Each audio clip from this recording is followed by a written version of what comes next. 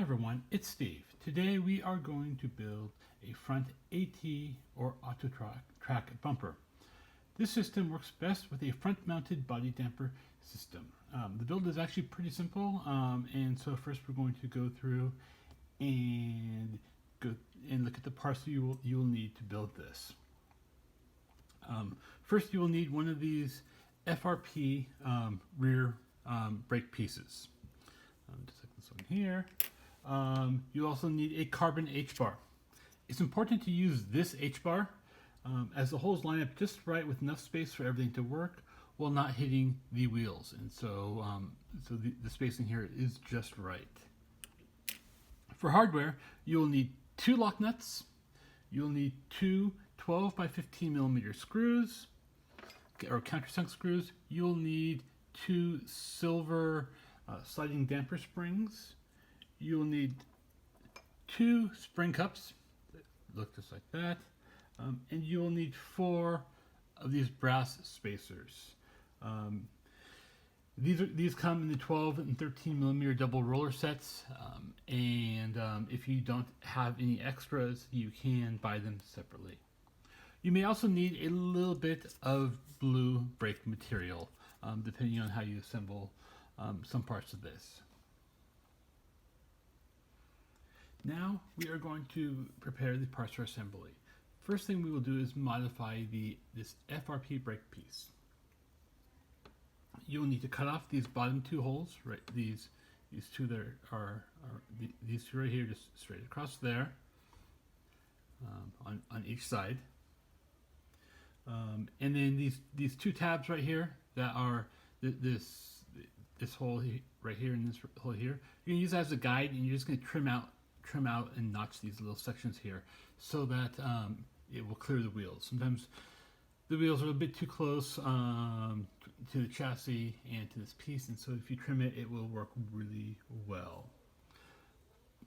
Finally, you need to countersunk these 2 holes, these very 2 top holes right here, as well as these 2 holes right here. In the end, you'll have a piece that looks like this. You have the notches done on the chassis. You have those 2 bottom holes trimmed up, and you have a countersunk holes here and here and here and here. Now we need to prepare the AT plate. A little more work for the AT plate, but it's not bad. This will be the connection point between the chassis and your roller stay. If you look at this plate, we can see that there are 4 holes. There's a hole here, here, here, and here. There's 2 regular holes on the end, an oval hole, and another regular hole. These holes are different distances apart from each other, and this is important to be aware of. If you choose the incorrect holes to use as mounts, then either it will be too close together for the AT system to work, or it will be too far apart and it will hit the tires and probably not fit the chassis at all. We are going to use the very end hole here and this oval hole. It's not ideal using the oval hole, but it works, and it will be okay. Another reason to use this style of H-bar is that there's space enough between these holes to finish preparing the AT system.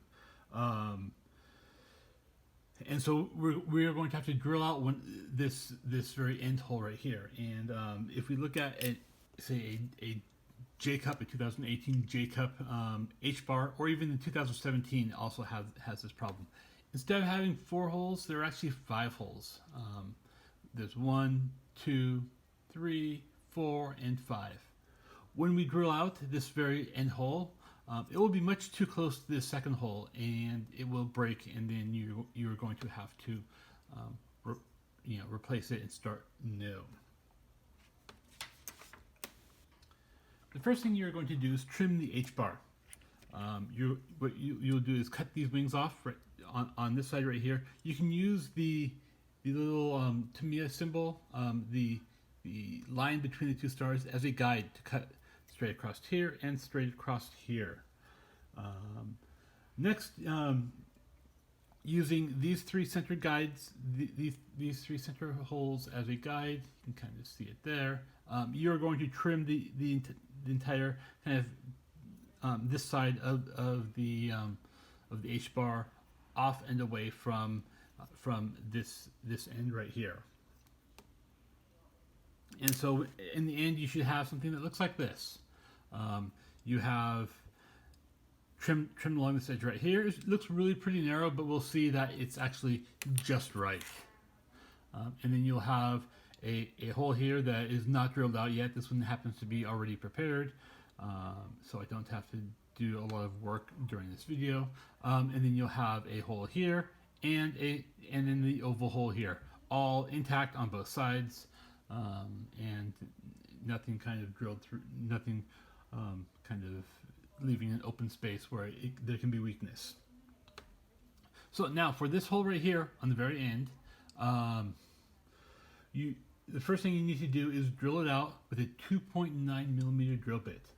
The brass spacers you'll use are slightly smaller than 3 millimeters, and we want as little play as possible, and we're going to have to do some more work to this. And so use a 2.9 millimeter drill, and then using a file, you open up the hole so until the spacer will slide in here nicely. So it slides in really nicely, just like this.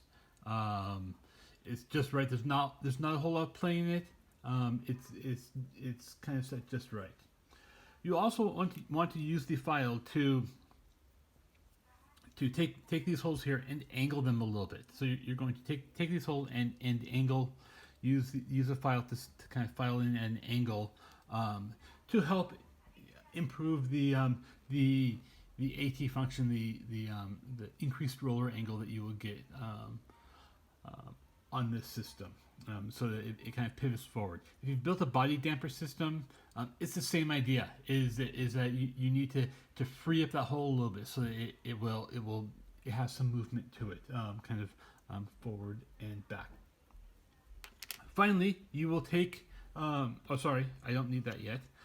Finally, on this back side, you will countersink this oval hole, and if you can see, this is countersunk just on this inner edge here.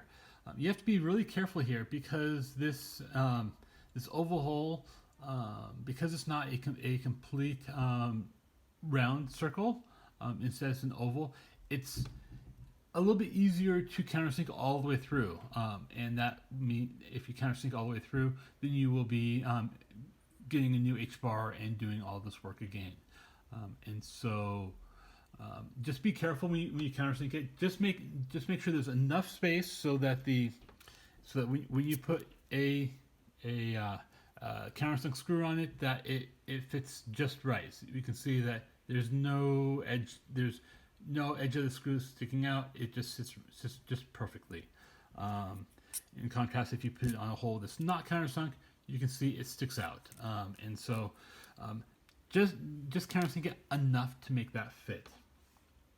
Finally, the last kind of preparation you have to do before assembly is to take two of your brass spacers and trim them down to about 3 millimeters. You can be a little bit longer, a little bit shorter, but try to get them as close to 3 millimeters as you can. And we can see here, I have two different spacers here. They're two different lengths as they roll around on my hand. So we can see that they are actually two different lengths, and so you need this extra spacer to allow the spring to fully compress when it's needed. And so having that trimmed just right will kind of shrink the front end of your car a little bit, not make it as so high up, and it makes everything fit really nicely. So trim two of those to a 3 millimeter sides. So now we are ready to assemble. I've taken the AT plate and I've attached my front roller stay, in this case a sliding damper setup, to it. You can see that this what will be the back edge is really quite even. It's very smooth across these three pieces or 4 pieces of carbon. And so it's very smooth, and so there's a lot of clearance. You can also see that these countersunk screws are very flush with that piece. You cannot see any bit of the countersunk screw kind of hanging out of it. Now, you want to have some front roller angle, and there's a couple ways you can achieve this. First, you can use an angle plate mounted between your AT plate and your roller stay. But I've chosen a different method here, using a couple small pieces of 1mm brake material. I added the brake material so that when the roller stay is sitting is mounted, it will just hit the kind of back edge of that of the brake material will just hit the back edge of the AT plate, giving me a little bit of angle. And so that's kind of my solution for this, is keeps everything nice and low, and you just need a small amount of roller angle, not a whole lot. Now we're going to assemble everything. So I have my AT plate here. This bottom side is the side that's countersunk, and so we'll take our 15mm screw and slide it through one of these holes. Next, we'll take one of our long spacers and slide it on. Now we take one of these short spacers and slide it on as well. So we have the screw, a long spacer, a short spacer. Now our AT plate and roller stay will slide on here like so. Next, you will take a spring. You slide your spring on there. A spring cap goes on next, and a lock nut. For now, you can just kind of hand tighten this whole system, and then assemble the other side. Again, a screw goes through there. This time I'm just gonna, oops, wrong hole there. A screw goes through here, and in this case, I'm just gonna slide it right through the AT plate and everything, and then I'm going to install the two spacers, a spring cap. Oops, wrong way for that spring cap. Make sure that the spring cap has two different sides. One of it has a little bit of a space where the spring will actually sit inside of it. The other side is more flat with a little kind of bump to it. So, oops. Spring cap mounted on the correct way, and then again your lock nut. You can hand tighten it, and then take your tools and tighten everything up.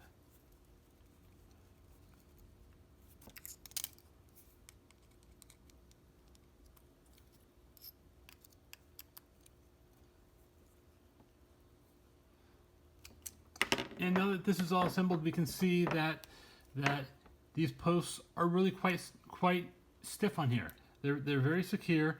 The roller stay is very secure as well, and so it's all nice and firm. Even now, you can see there's a little bit of roller angle on it. Once I get it on the chassis, we can see that there's that the roller angle is pretty noticeable. Now I'm just going to take a minute here, and I'm going to run these. I'm going to mount it to my chassis. In this case, I've chosen one of my MS chassis to mount them to.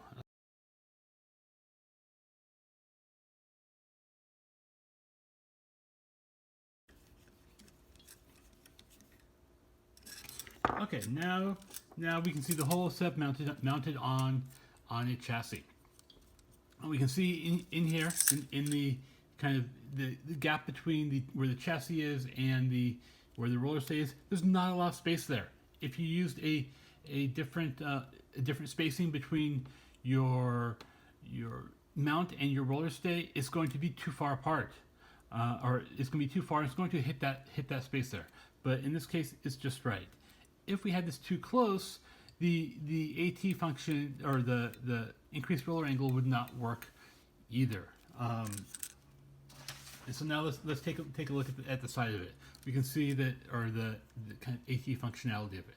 We can see that as if you don't jump quite straight, the roller will hit the wall, and this whole system will absorb some of that shock. This is one of the big things about this system, is that if you don't jump perfectly straight, your roller may hit the edge of the wall, and then if it's a very stiff connection, it can cause problems, and it can actually cause your car to flip out, and we do not want to crash out, right? We want to stay in the track.